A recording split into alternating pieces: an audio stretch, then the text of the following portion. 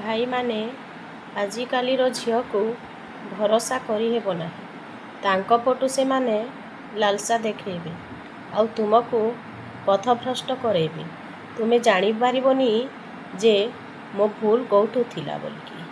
ତାଙ୍କର ରୂପ ଯୌବନକୁ ଦେଖାଇ ତୁମକୁ ତାଙ୍କ ପଟକୁ ଆକର୍ଷଣ କରିବା ପାଇଁ ଚାହିଁବେ ଆଉ ତୁମର ସର୍ବସ୍ୱ ଲୁଟି ନେଇଯିବେ।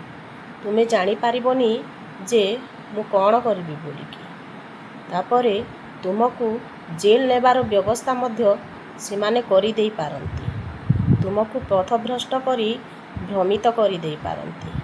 ତେଣୁକରି ଝିଅ ପଛରେ ନ ଲାଗି ନିଜ ଭବିଷ୍ୟତ କଥା ନିଜେ ଚିନ୍ତା କର।